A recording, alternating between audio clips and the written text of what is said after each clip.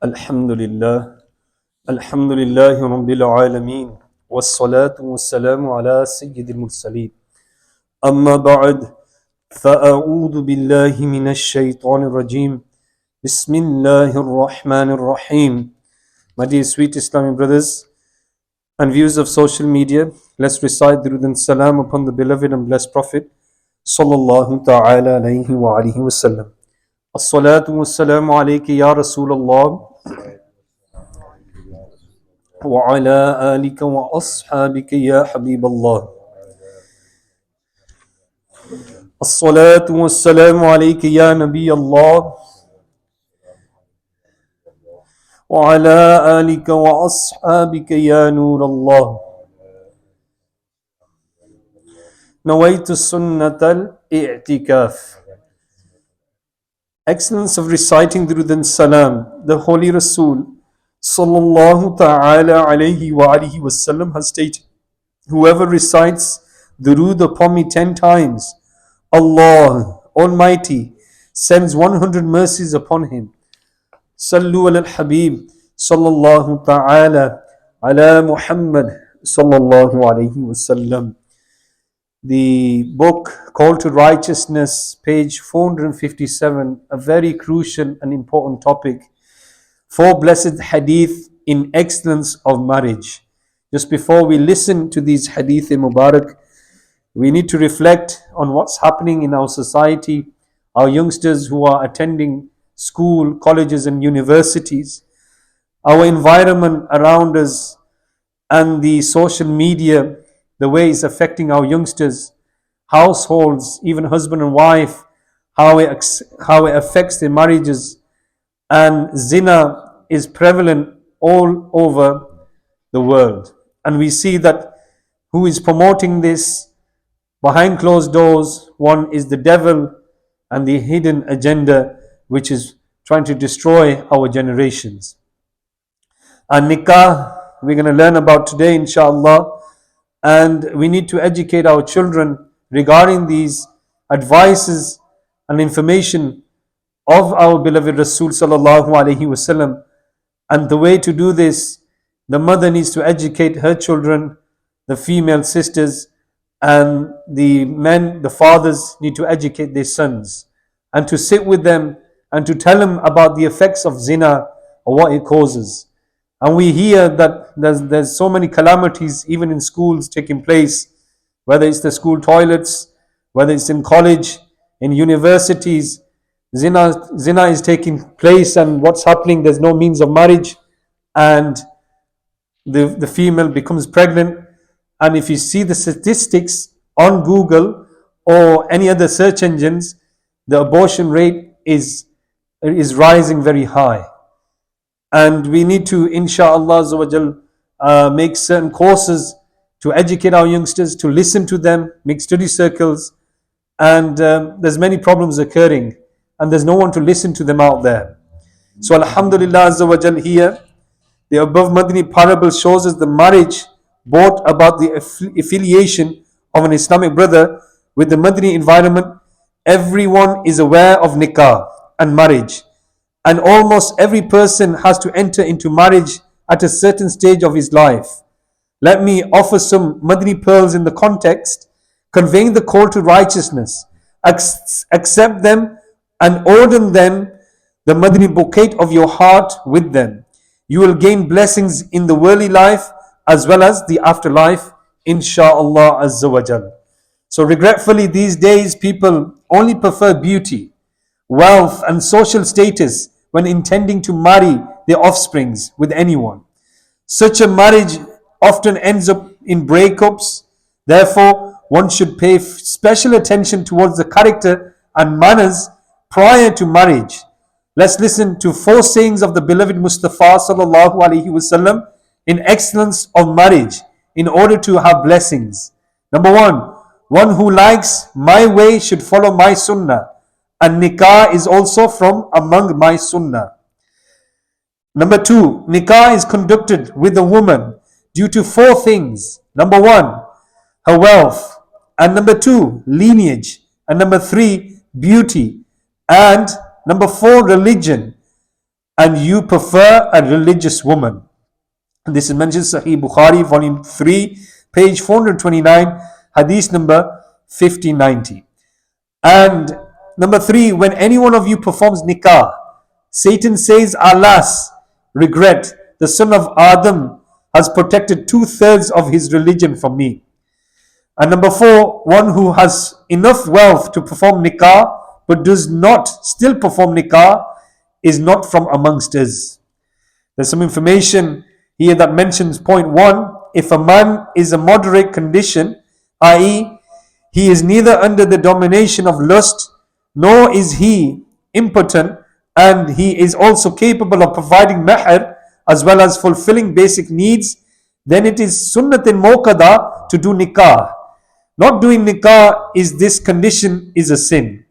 If he does nikah in order to refrain from the haram deed, or to follow sunnah, or to obey the order, or to have offspring, then he will reap reward, a huge reward as well. If nikah is only aimed at gaining pleasure or satisfying lust, then there is no reward.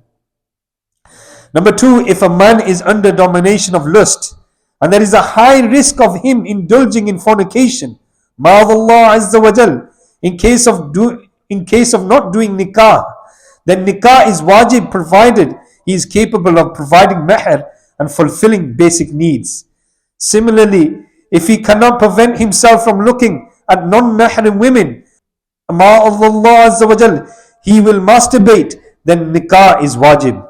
Ala Hazrat Maulana Shah Imam Ahmad Raza Khan rahmatullahi ta'ala alayhi has stated on page 202 of the second volume of Fatawa Rizwiya, the deed is impure, haram and impermissible. A blessed hadith states that the curse of Allah Almighty befalls the masturbator. Ala Hazrat rahmatullahi ta'ala alayhi has further stated on page 244, on the day of judgment, they will be resurrected with their palms pregnant, humiliating him or humiliating them in front of the greatest crowd. And number 3, if a man is sure to commit fornication in case of not doing nikah, it is fard for him to do nikah. Leaders of the believers, Sayyidina Siddiq Akbar radiyallahu ta'ala anhu has said, Allah Almighty has ordered you to do nikah.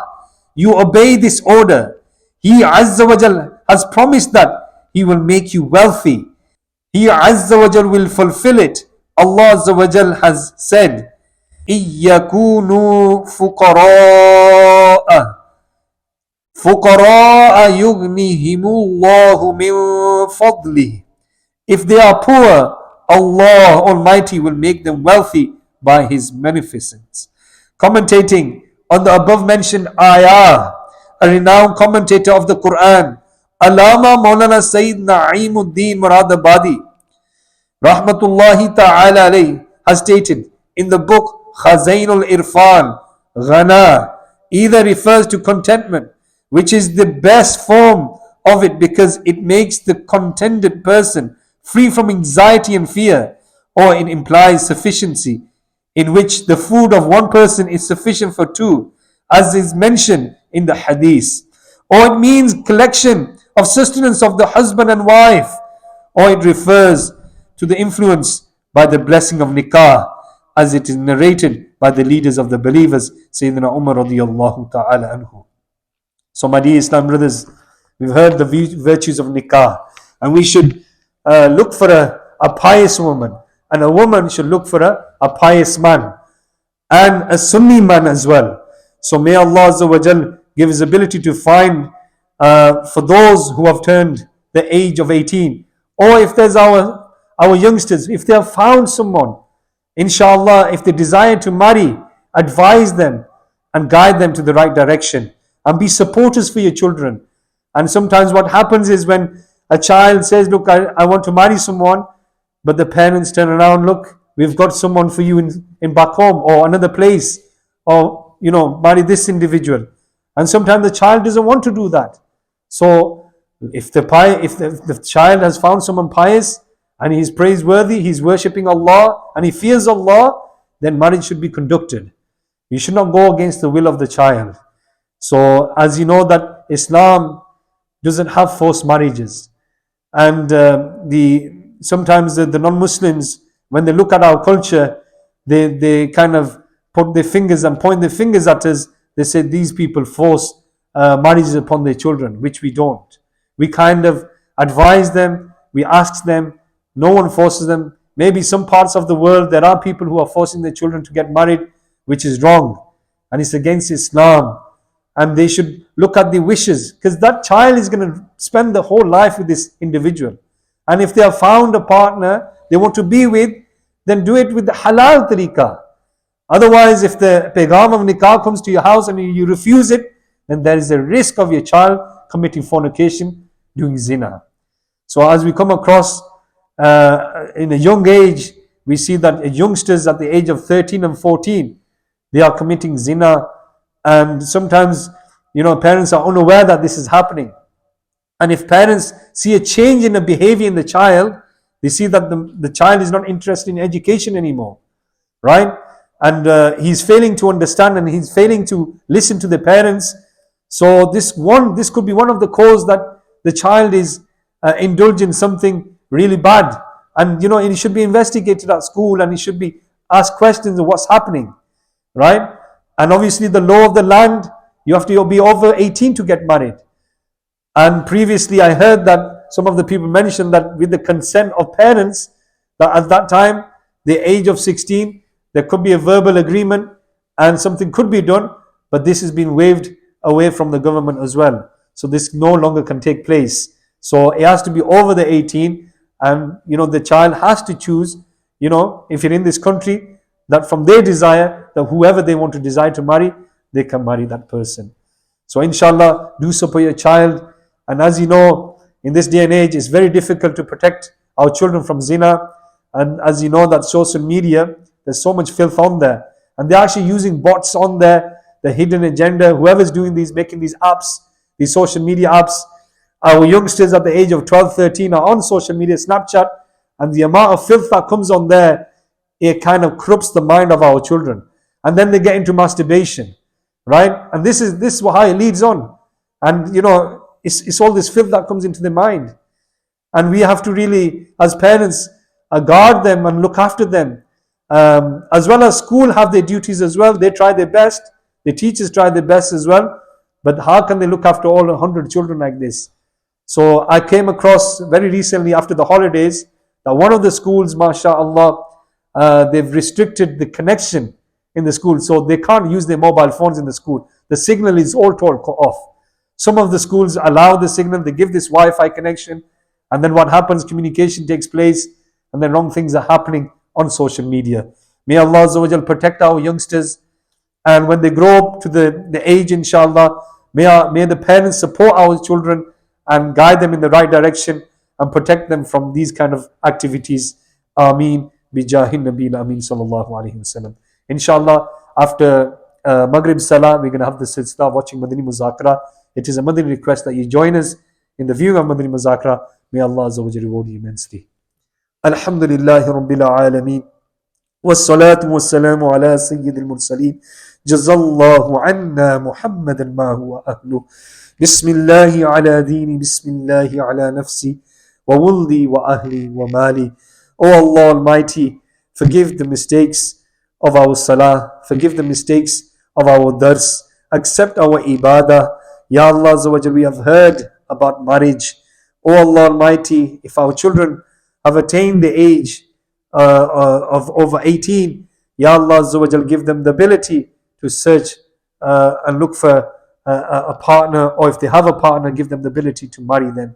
O Allah Almighty, make their parents the ability to support them in this good action of following the blessed Rasul Sallallahu Alaihi Wasallam, and protect them from doing zina. Ya Allah Azza wa Jal, protect our youngsters in school from zina, protect their eyes, protect their ears, protect their body parts, Ya Allah Azza wa Jalla, and make them pure and give them the ability for our sisters to follow the footsteps of the daughters of the beloved Rasul Sallallahu Alaihi Wasallam, as if Bibi Fatima radiyallahu ta'ala anha, and the wives of the beloved Prophet Sallallahu Alaihi Wasallam.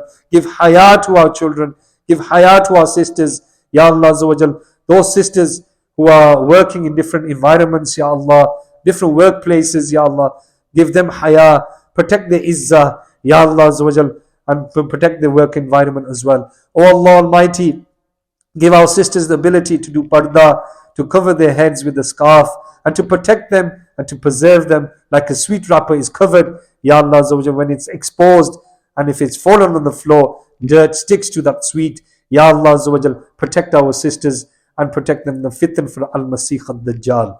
Oh Almighty Allah, forgive our major minor sins.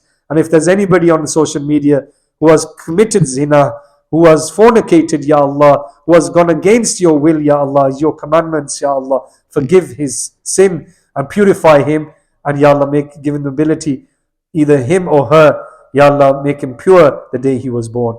Oh Allah Azza wa Jal, give his ability to perform the duties upon you, to worship you, and to perform our salah. Bless our Muslim brothers in Kashmir, Palestine, Bayt al-Muqaddas, Masjid al-Aqsa, from oppression, from all types of calamities, Ya Allah.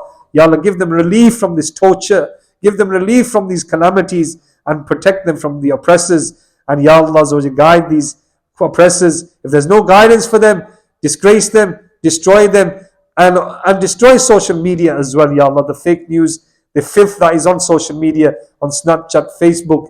Ya Allah, give our youngsters the ability to control their mindset. And this filth that is being pushed as adverts, dirty adverts coming through on the phones, Ya Allah, to corrupt the minds of people. Ya Allah, give them, these people who are promoting this, give them hadayah, give them guidance. And if there's no guidance for them either, Ya Allah, destroy them as well.